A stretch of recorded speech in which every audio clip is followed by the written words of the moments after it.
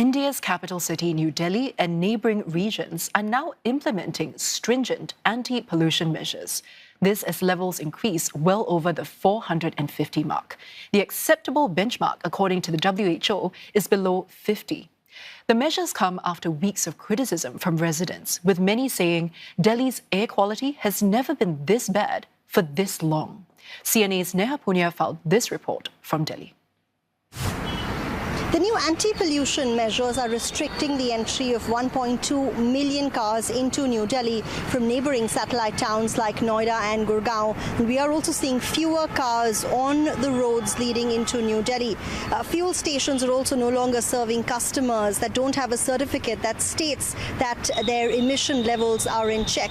Hundreds of officers have also fanned out across the city, the government says, to ensure there is actual enforcement being carried out.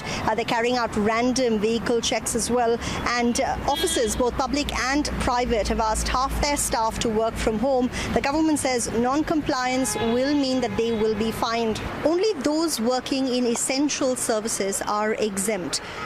At the start of this week, India's pollution control watchdog banned the entry of older trucks, put a halt to construction work, and directed schools to hold online classes. But despite these measures being in place, there's been very little improvement in Delhi's air.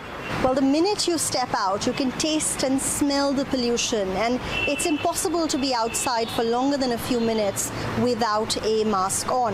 Now, this thick grey smog that you can see behind me is choking the city's skyline. It's not just a daily visible reminder of the city's struggle to fix its pollution problem. It's also coming at a steep cost for millions of residents. Hospitals have been reporting an uptick in those complaining of breathing issues, dizziness, headaches for weeks now. Healthy children are falling sick. A dip in temperature in the winter months traps vehicular and industrial emissions, as well as smoke from crop burning close to the city's skyline.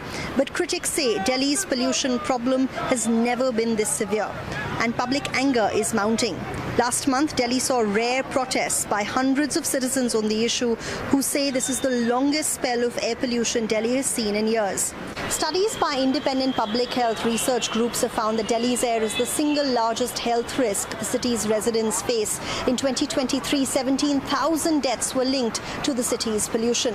The government has routinely challenged such studies. It told Parliament this month that there is no conclusive data that establishes a direct link between pollution and deaths. Prime Minister Narendra Modi's party, the BJP, governs the city of Delhi as well, and it's been facing flack for not acting quickly enough to bring in anti-pollution measures weeks ago. Now, Delhi's government has apologized for the crisis, but says it needs more time to fix what is a, quote, legacy problem.